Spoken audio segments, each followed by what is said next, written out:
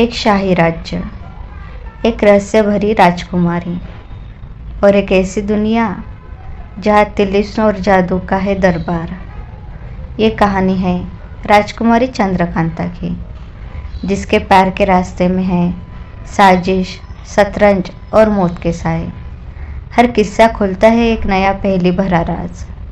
तैयार हो जाइए, क्योंकि ये सिर्फ कहानी नहीं, एक अनुभव है। चंद्रकांता, एक ऐसी दास्तां जो सदियों तक याद रहेगी। शाम का वक्त है, कुछ सूरज दिखाई दे रहा है। सुनसान मैदान में एक पहाड़ी के नीचे दो शख्स, वीरेंद्र सिंह और तेज सिंह, एक पत्थर की चट्टान पर बैठकर आपस में बात कर रहे हैं। वीरेंद्र सिंह की उम्र 21 या 22 वर्ष की होगी। यह नौगढ़ के राजा सुरेंद्र सिंह का इकलौता लड़का है। तेज सिंह राजा सुरेंद्र सिंह के दीवान जीत सिंह का प्यारा लड़का और कुंवर वीरेंद्र सिंह का दिली दोस्त।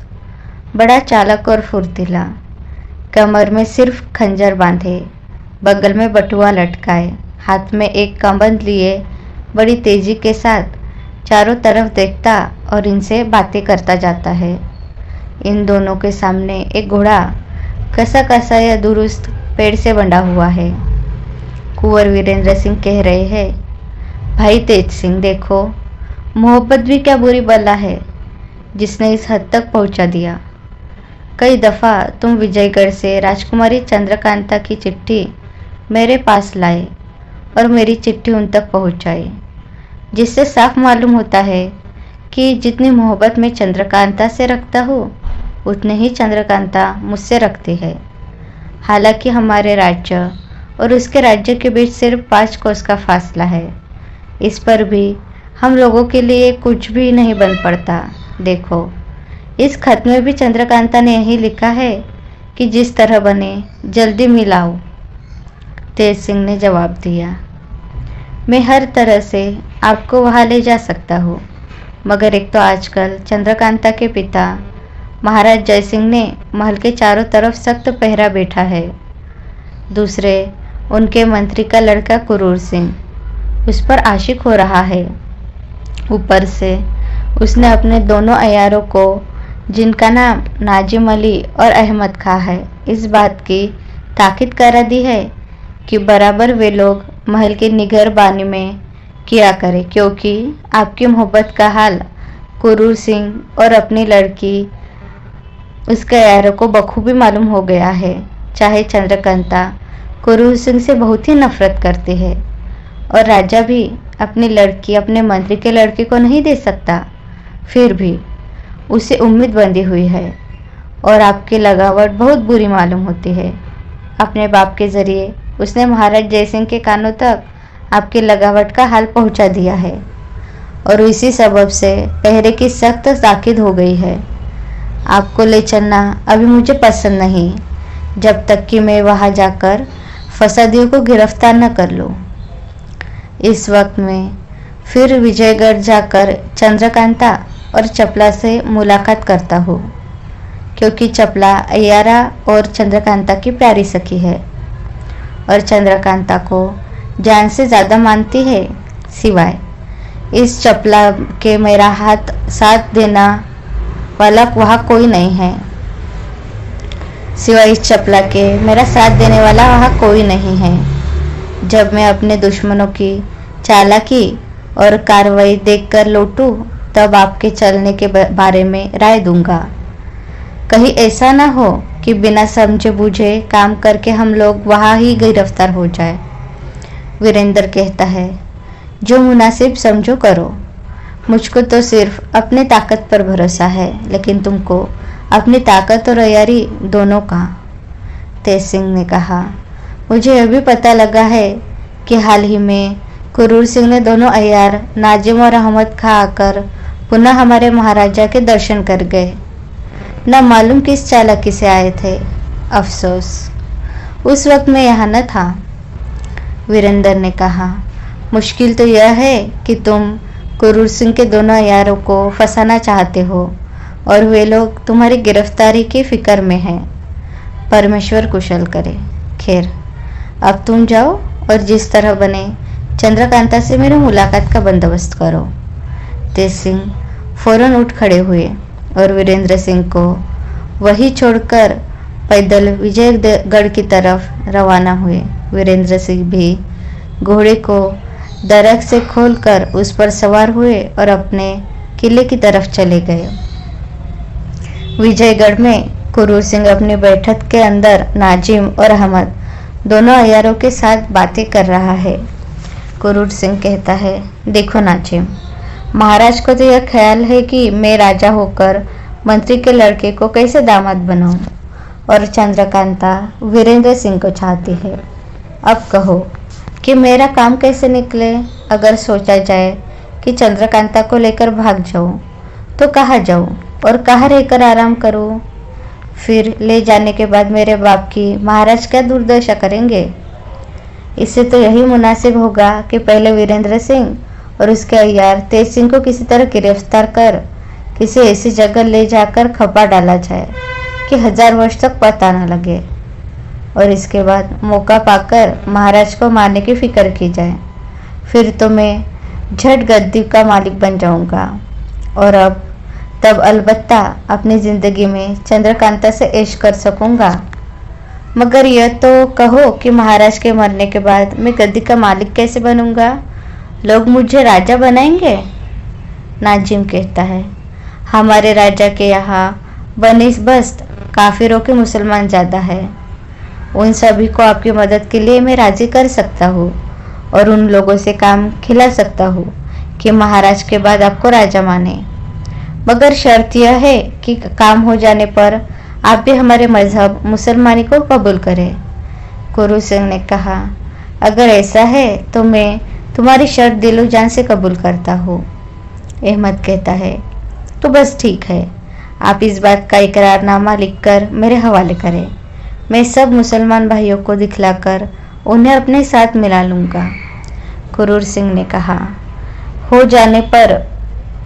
काम हो जाने पर मुसलमानी मजहब अख्तियार करने का इकरारनामा लिखकर फौरन नाजिम और अहमद के हवाले किया, जिस पर अहमद ने कुरूर सिंह से कहा, अब सब मुसलमानों का एक दिल कर लेना हम लोगों की जिम्मे है। इसके लिए आप कुछ न सोचिए। हाँ, हम दोनों आदमियों के लिए एक इकरारनामा इस बात का हो जाना चाहिए कि आपके राजा हो जाने पर हमें दोनों वजीर मुकर्रर किए जाएंगे, और तब हम लोगों की चालाकी का तमाशा देखिए कि बात की बात में जमाना कैसे उलट पुलट कर देते हैं। कुरू सिंह ने झटपट इस बात का भी इकरारनामा लिख दिया, जिससे वे दोनों बहुत ही खुश हुए। इसके बाद नाजिम ने कहा, इस वक्त हम लोग चंद्रकांता के हालचाल की खबर लेने जाते हैं, क्योंकि शाम का वक्त बहुत अच्छा है। चंद्रकांता जरूर बाग में गई होगी और अपनी सखी चपला से अपनी विरह कहानी कह रही होगी, इसलिए हमको पता लगाना कोई मुश्किल न होगा कि आजकल वीरेंद्र सिंह और चंद्रकांता के बीच क्या हो रहा है। यह कहकर दोनों अय्यार कुरूर सिंह से विदा हुए। कुछ दिन बाकी है। चंद्रकांता, चपला और चंपा बाग में टहल रही है। भिनी भिनी फूलों की महक धीमी हवा के साथ मिलकर तबीयत को खुश कर रही है। तरह तरह के फूल खिले हुए हैं। बाग के पश्चिम की तरफ आम के घने पेड़ों की बहार और उसमें से अस्त होते हुए सूरज की किरणों की चमक एक अजीब ही मजा दे रही है। फूलों की क्यारियों की रविशे में अच्छी तरह छिड़काव किया हुआ है और फूलों के दरख्त भी अच्छी तरह पानी से धोए हैं। कहीं गुलाब, कहीं जूही, कहीं बेला, कहीं मोतिये की क्यारियाँ अपना अपना मजा दे रही है। एक तरफ बाग से सटा हुआ ऊंचा महल और दूसरी तरफ सुंदर सुंदर बुझिया अपनी बहार दिखला रही है। चपला, जो चालाकी से फन में बड़ी तेज और चंद्रकांता की प्यारी सखी है, अपने चंचल हाव भाव के साथ चंद्रकांता को संग लिए चारों ओर घूमती और तारीफ करती हुई खुशबूदार फूलों को तोड़ तोड़कर चंद्रकांता के हाथ में दे रही है। मगर चंद्रकांता को वीरेंद्र सिंह की जुदाई में ये सब बातें कम अच्छी मालूम होती है। उसे तो दिल बहलाने के लिए उसकी सखियाँ जबरदस्ती बाग में खींच लाई है।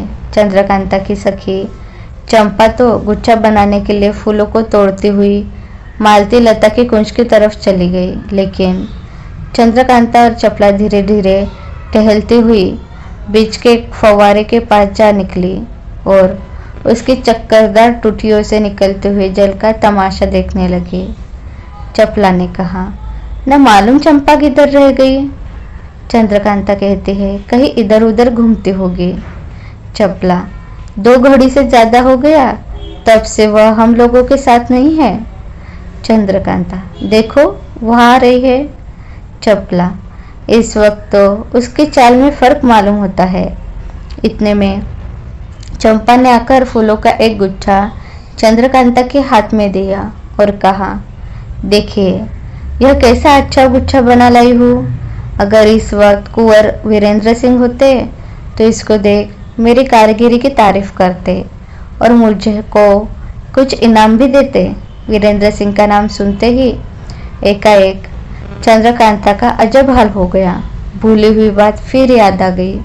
कमल मुख मुरझा गया, ऊंची ऊंची सांसें लेने लगी, आंखों से आंसू टपकने लगे। धीरे धीरे कहने लगी, न मालूम विधाता ने मेरे भाग्य में क्या लिखा है, न मालूम मैंने उस जन्म में कौन से ऐसे पाप किए हैं जिनके बदले यह दुख भोगना पड़ रहा है।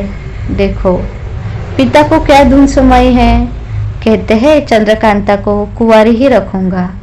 हाय वीरेंद्र के पिता ने शादी करने के लिए कैसी कैसी खुशामदें की, मगर दुष्ट करूर के बाप कुपत सिंह ने उसको ऐसा कुछ बस में कर रखा है कि कोई काम नहीं होने देता, और उधर कमबख्त करूर अपने ही लस्सी लगाना चाहता है। एकाएक चपला ने चंद्रकांता का हाथ पकड़कर जोर से दबाया, मानो चुप रहने के लिए इशारा किया। चपला के इशारे को समझकर चंद्रकांता चुप हो गई और चपला का हाथ पकड़कर फिर बाग में टहलने लगी, मगर अपना रुमाल उसी जगह जानबूझकर गिराती हुई थोड़ी देर आगे बढ़कर उसने चंपा से कहा, सखी देख तो फव्वारे के पास कहीं मेरा रुमाल गिर पड़ा है। चंपा रुमाल लेने फव्वारे की तरफ चली गई। तब चंद्रकांता ने चपला से पूछा, सखी तूने बोलते समय मुझे एकाएक क्यों रोका। चपला ने कहा, मेरी प्यारी सखी, मुझको चंपा पर शुबह हो गया है। उसकी बातों और चितवनों से मालूम होता है कि वह असली चंपा नहीं है। इतने में चंपा ने रुमाल लाकर चपला के हाथ में दिया। चपला ने चंपा से पूछा, सखी कल रात को मैंने तुझको जो कहा था सो तूने किया। चंपा बोली, नहीं मैं तो भूल गई। तब चपला ने कहा, भला वह बात तो याद है ना कि वो भी भूल गई। चंपा बोली, बात तो याद है। तब फिर चपला ने बोला, भला दोहरा के मुझको कह तो सही, तब मैं जानूं कि तुझे याद है। इस बात का जवाब न देकर चंपा ने दूसरी बात छेड़ दी, जिससे शक की जगह यकीन हो गया कि यह चंपा नहीं है। आखिर चपला यह कहकर ही कि मैं तुझसे बात कहूंगी, चंपा को एक किनारे ले गई और कुछ मामूली बातें करके बोली, देख तो चंपा मेरे कान से कुछ बदबू तो नहीं आती, क्योंकि कल से कान में दर्द है। नकली चंपा चपला के फेर में पड़ गई और फौरन कान सूंघने लगी। चपला ने चालाकी से बेहोशी की बुकनी कान में रखकर नकली चंपा को सूंघा दी और जिसके सूंघते ही चंपा बेहोश होकर गिर पड़ी। चपला ने चंद्रकांता को पुकार कर कहा, आओ सखी अपनी चंपा का हाल देखो। चंद्रकांता ने पास आकर चंपा को बेहोश पड़ी हुई देखा। चपला ने कहा, सखी कहीं ऐसा न हो कि तुम्हारे ख्याल धोखा ही निकले और पीछे चंपा से शर्माना पड़े।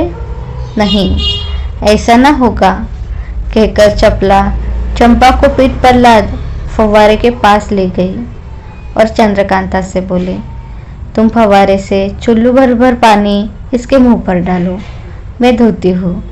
चंद्रकांता ने ऐसा ही किया और चपला खूब रगड़ रगड़ कर उसका मुंह धोने लगी। थोड़ी देर में चंपा की सूरत बदल गई और साफ नजीम की सूरत निकल आई। देखते ही चंद्रकांता का चेहरा गुस्से से लाल हो गया और वह बोली, सखी, इसने तो बड़ी बेअदबी की। देखो तो अब मैं क्या करती हूँ। कहकर चपला नाजिम को फिर पीठ पर लात बाग के एक कोने में ले गई, जहाँ बुर्ज के नीचे एक छोटा सा तहखाना था। उसके अंदर बेहोश नाजिम को ले जाकर लिटा दिया और अपने अय्यारी के बटुए में से मोमबत्ती निकालकर जलाई। एक रस्सी से नाजिम के पैर और दोनों हाथ पीठ की तरफ खूब कसकर बांधे और डिबिया से लखलखा निकालकर उसको संघाया, जिससे नाजिम ने एक चीख मारी और होश में आकर अपने को कैद और बेबस देखा। चपला कोड़ा लेकर खड़ी हो गई और मारना शुरू किया। माफ करो, मुझसे बड़ा कसूर हुआ। अब मैं ऐसा कभी न करूँगा, बल्कि इस काम का नाम भी न लूँगा, इत्यादि कहकर नाजिम चिल्लाने और रोने लगा। मगर चपला कब सुनने वाली थी। वह कोड़ा जमा ही गई और बोली, सब्र कर, अभी तो तेरी पीठ की खुजली भी न मिटी होगी। तू यहाँ क्यों आया था? क्यों तुझे बाग की हवा अच्छी मालूम हुई थी? क्या बाग के शेर को जी चाहा था? क्या तू नहीं जानता था कि चपला भी यहाँ होगी? हरामजादे के बच्चे, बेईमान, अपने बाप के कहने से तूने यह काम किया। देख, मैं उसकी भी तबीयत खुश करती हूँ। यह कहकर फिर मारना शुरू किया और पूछा, सच बता, तू कैसे यहाँ आया और चंपा कहाँ गई? मार के खौफ से नाजिम को असल हाल कहना ही पड़ा। वह बोला, चंपा को मैंने ही बेहोश किया था। बेहोशी की दवा छिड़ककर फूलों का गुच्छा उसके रास्ते में रख दिया, जिसको सुनकर वह बेहोश हो गई।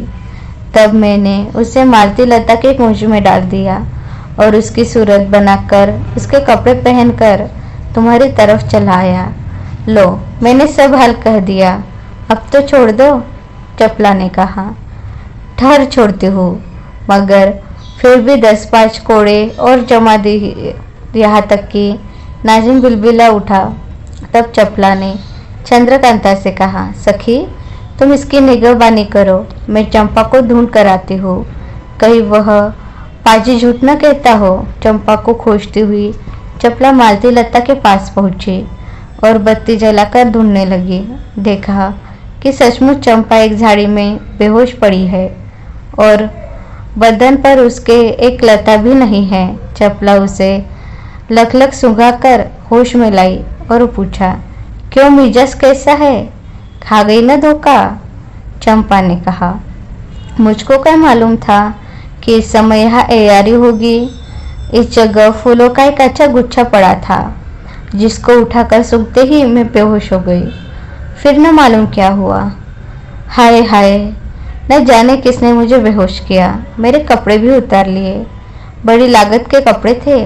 वहाँ पर नाजिम के कपड़े पड़े हुए थे, जिनमें से 2-1 लेकर चपला ने चंपा का बदन ढका और तब यह कहकर कि मेरे साथ आ, मैं उसे दिखलाऊं तो जिसने तेरी यह हालत की, चंपा को साथ ले आई।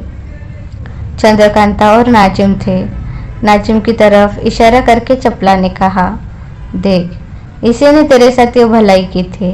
चंपा को नाजिम की सूरत देखते ही बड़ा क्रोध आया और वह चपला से बोली, बहन, अगर इजाज़त हो तो मैं भी 2-4 कोड़े लगाकर अपना गुस्सा निकाल लूँ।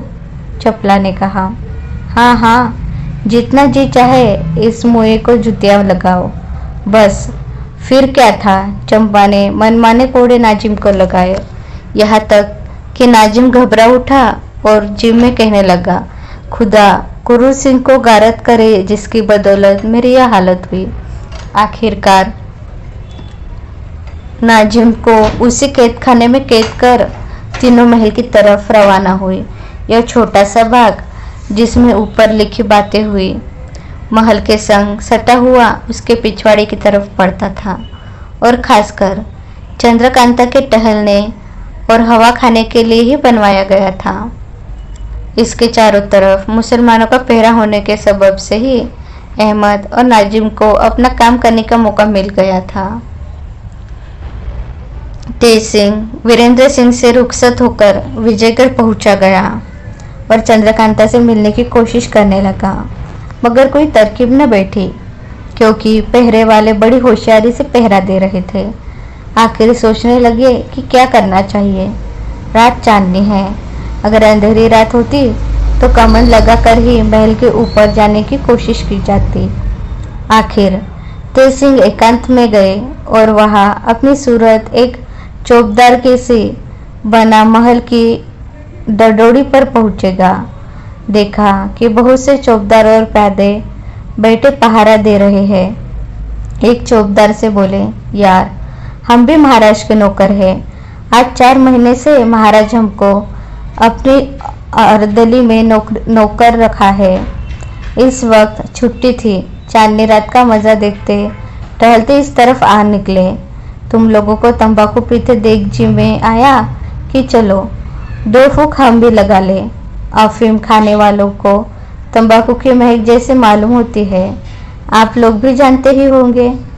हाँ हाँ आइए बैठिए, तंबाकू पीजिए, कहकर चौबदार और प्योदे ने हुक्का तेज सिंह के आगे रखा। तेज सिंह ने कहा, मैं हिंदू हूँ, हुक्का तो नहीं पी सकता, हाँ हाथ में जरूर पी लूँगा। यह कहकर चिरम उतार ली और पीने लगा। उन्होंने 2 फूंक तंबाकू के नहीं पिए थे कि खांसना शुरू किया। इतना खांसा कि थोड़ा सा पानी भी मुंह से निकला और तब कहा, मियाँ तुम लोग अजब कड़वा तंबाकू पीते हो। मैं तो हमेशा सरकारी तंबाकू पीता हूँ। महाराज के हुक्का बरदर से दोस्ती हो गई है। वह बराबर महाराज के पीने वाले तंबाकू में से मुझको दिया करता है। अब ऐसी आदत पड़ गई है कि सिवाय उस तंबाकू के और कोई तंबाकू अच्छा नहीं लगता। इतना कहकर चौबदार बने हुए तेज सिंह ने अपने बटुए में से चिलम तंबाकू निकाल कर दिया और कहा, तुम लोग भी पीकर देख लो कि कैसा तंबाकू है। भला चौबदार ने महाराज के पीने का तंबाकू कभी काहे को पिया होगा। झट हाथ फैला दिया और कहा, लाओ भाई, तुम्हारी बदौलत हम भी सरकारी तंबाकू पी लें। तुम बड़े किस्मतवार हो कि महाराज के साथ रहते हो। तुम तो खूब चैन करते होंगे। यह नकली चौबदार तेज सिंह के हाथ से तंबाकू ले लिया और खूब दोहरा जमा कर तेज सिंह के सामने लाए। तेज सिंह ने कहा, तुम सलगाओ, फिर मैं भी लूँगा। अब हुक्का गुड़गुड़ाने लगा और साथ ही गप्पे भी उड़ने लगे। थोड़ी ही देर में सब चौबदार और पैदों का सर घूमने लगा, यहाँ तक कि झुकते झुकते सब औंधे होकर गिर पड़े और बेहोश हो गए। अब क्या था, बड़ी आसानी से तेज सिंह फाटक के अंदर घुस गए और नज़र बचाकर बाग में पहुँच गए। देखा कि हाथ में रोशनी लिए सामने से एक लोंडी चली आ रही है। तेज सिंह ने फुर्ती से उसके गले में कमन डाली और ऐसा झटका दिया कि वह छू तक न कर सकी और जमीन पर गिर पड़ी। तुरंत उसे बेहोशी की बुकनी सुंघाई और जब बेहोश हो गई तो उसे वहां से उठाकर किनारे ले गए। बटुए में से सामान निकाल मोमबत्ती जलाई और सामने आईना रख अपनी सूरत उसी के जैसे बनाई। उसके बाद उसको वही छोड़ उसी के कपड़े पहन महल की तरफ रवाना हुए और वहां पहुंचेगा जहां चंद्रकांता, चपला, चंपा 10-5 लोंडियों के साथ बातें कर रही थी। लोंडी की सूरत बनाए हुए तेज सिंह भी एक किनारे जाकर बैठ गए। तेज सिंह को देख चपला बोली, क्यों कितकी, जिस काम के लिए मैंने तुझको भेजा था क्या वो काम तू कराई जो चुपचाप आकर बैठ गई। चपला की बात सुन तेज सिंह को मालूम हो गया कि जिस लोंडी को मैंने बेहोश किया है और जिसकी सूरत बनाकर आया हूँ उसका नाम केतकी है। नकली केतकी ने कहा, हाँ काम तो करने गई थी, मगर रास्ते में एक नया तमाशा देख तुमसे कुछ कहने के लिए लौट आई हूँ। चपला बोली, अच्छा तूने क्या देखा। तो नकली केतकी बोली, सभी को हटा दो तो तुम्हारी और राजकुमारी के सामने बात कह सकूं। सब लोटियां हटा दी गई और केवल चंद्रकांता, चपला और चंपा रह गई। अब केतकी ने हंसकर कहा, कुछ इनाम तो दो, खुशखबरी सुनाओ। चंद्रकांता ने समझा कि शायद वह कुछ वीरेंद्र सिंह की खबर लाई है, मगर फिर यह भी सोचा कि मैंने तो आज तक कभी वीरेंद्र सिंह का नाम भी इसके सामने नहीं लिया। तब यह क्या मामला है? कौन सी खुशखबरी है जिसके सुनने के लिए यह पहले से इनाम मांगती है? आखिर चंद्रकांता ने केतकी से कहा, हाँ हाँ इनाम दूंगी, तू कह तो सही क्या खुशखबरी है? केतकी ने कहा, पहले दे तो दो, कहो नहीं तो जाती हूँ। यह सब उठकर खड़ी हो गई। केतकी के ये नखरे चपला से न रहा गया और वह बोली, क्यों रे केतकी, आज तुझको क्या हो गया है? कैसी बढ़ चढ़कर बातें कर रही है? लगाओ दो लात उठ के। केतकी ने जवाब दिया, क्यों मैं तुमसे कमजोर हूँ जो तू लात मारवाएगी और मैं छोड़ दूंगी? अब चपला से न रहा गया और केतकी का झूठा पकड़ने के लिए दौड़ी, यहाँ तक कि दोनों आपस में बूझ गए। इत्तेफाक से चपला का हाथ नकली केतकी की छाती पर पड़ा, जहाँ की सफाई देख वह घबरा उठी और झट से अलग हो गई। नकली केतकी हंसकर कही, क्यों भाग क्यों गई? आओ लड़ो। चपला अपनी कमर से कटार निकाल सामने हुई और बोली, ओ यार सच बता तू कौन है, नहीं तो अभी जान ले डालती हो। इसका जवाब नकली केतकी ने चपला को कुछ न दिया और वीरेंद्र सिंह की चिट्ठी निकाल कर सामने रख दी। चपला की नजर भी इस चिट्ठी पर पड़ी और गौर से देखने लगी। वीरेंद्र सिंह के हाथ की लिखावट देख समझ गई कि यह तेज सिंह है, क्योंकि सिवाय तेज सिंह के और किसी के हाथ वीरेंद्र सिंह कभी चिट्ठी नहीं भेजेंगे। यह सोच समझ चपला शर्मा गई और गर्दन नीचे कर चुप हो गई, मगर जी में तेज सिंह की सफाई और चालाकी की तारीफ करने लगी। बल्कि सच तो यह है कि तेज सिंह की मोहब्बत ने उसके दिल में जगह बना ली। चंद्रकांता ने बड़ी मोहब्बत से वीरेंद्र सिंह का खत पढ़ा और तब तेज सिंह से बातचीत करने लगी। चंद्रकांता ने कहा, क्यों तेज सिंह, उनका मिजाज तो अच्छा है? तेज सिंह कहने लगा, मिजाज क्या खाक अच्छा होगा, खाना पीना सब छूट गया, रोते रोते आंखें सूज गई, दिन रात तुम्हारा ध्यान है, बिना तुम्हारे मिले उनको कब आराम है?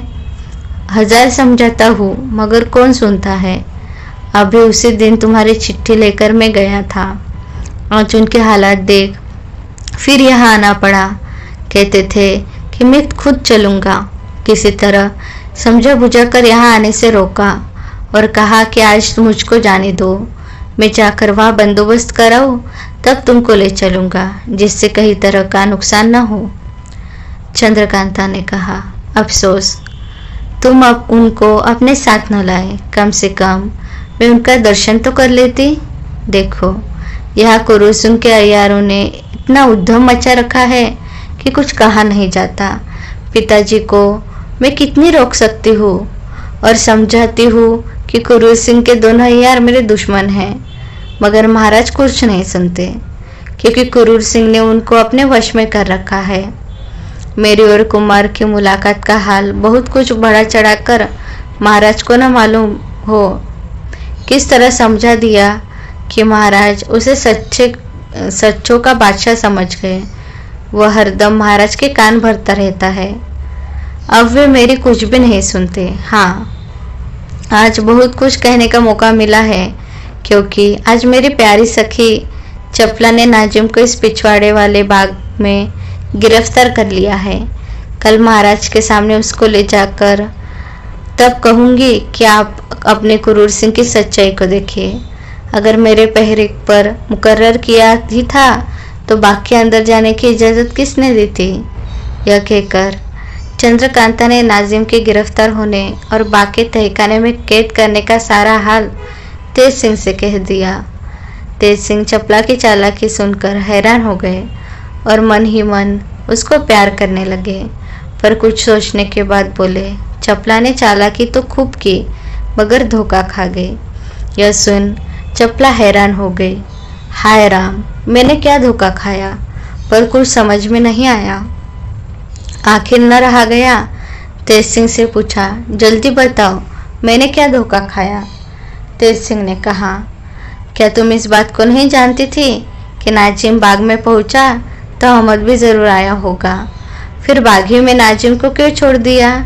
तुमको मुनासिब था कि जब उसको गिरफ्तार किया ही था तो महल में लाकर कैद करती या उसी वक्त महाराज के पास भिजवा देती। अब ज़रूर अहमद नाजिम को छुड़ा ले गया होगा। इतनी बात सुनते ही चपला के होश उड़ गए और वह बहुत शर्मिंदा होकर बोली, सच है, बड़ी भारी गलती हुई, इसका किसी ने ख्याल न किया। तेज सिंह ने कहा, और कोई क्यों ख्याल करता? तुम तो चालाक बनती हो, अयारा कहलाती हो, इसका ख्याल तुमको होना चाहिए कि दूसरों को। खैर, जाके देखो वह है या नहीं। चपला दौड़ी हुई बाग की तरफ गई। तहखाने के पास जाते ही देखा कि दरवाज़ा खुला पड़ा है। बस फिर क्या था, यकीन हो गया कि नाजिम को अहमद छुड़ा ले गया। तहखाने के अंदर जाकर देखा तो खाली पड़ा हुआ था। अपनी बेवकूफ़ी पर अफसोस करते हुए लौट आई और बोली, क्या कहूँ, सचमुच अहमद और नाजिम को छुड़ा ले गया। अब तेज सिंह ने छेड़ना शुरू किया। बड़ी अयार बनती थी, कहती थी हम चालाक है, होशियार है, ये है वो है। बस एक अदने अयार ने नाकों में दम कर डाला। चपला झुंझला उठी और चिढ़कर बोली, चपला नाम नहीं जो अब की बार दोनों को गिरफ्तार कर इस कमरे में लाकर बेहिसाब जुतियाँ न लगाऊं। तेज सिंह ने कहा, बस तुम्हारी कारीगिरी देखी गई। अब देखो मैं कैसे एक एक को गिरफ्तार कर अपने शहर में ले जाकर कैद करता हूँ। इसके बाद तेज सिंह ने अपने आने का पूरा हाल चंद्रकांता और चपला से कह सुनाया और यह भी बतला दिया कि फला जगह पर मैं केतकी को बेहोश करके आया हूँ, तुम जाकर उसे उठा लाना।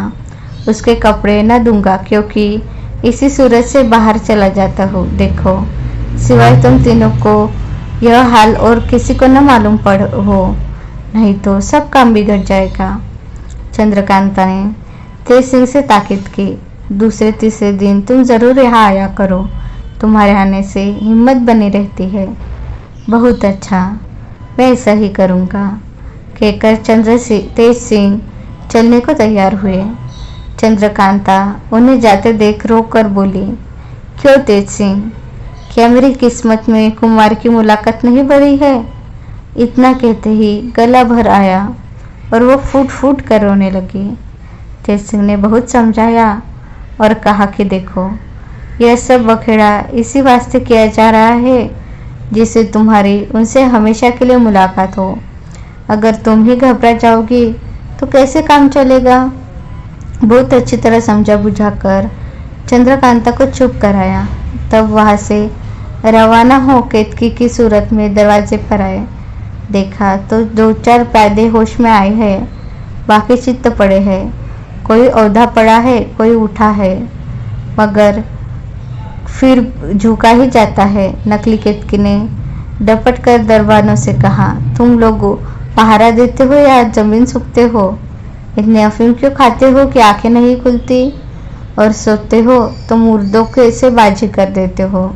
देखो, मैं बड़ी रानी से कहकर तुम्हारी क्या दशा करवाती हूँ।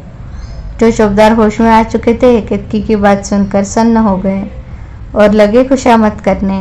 देखो केतकी, साफ माफ कर दो, आज एक नालायक सरकारी चौकीदार ने आकर धोखा देकर ऐसा जहरीला तंबाकू पिला दिया कि हम लोगों की हालत खराब हो गई।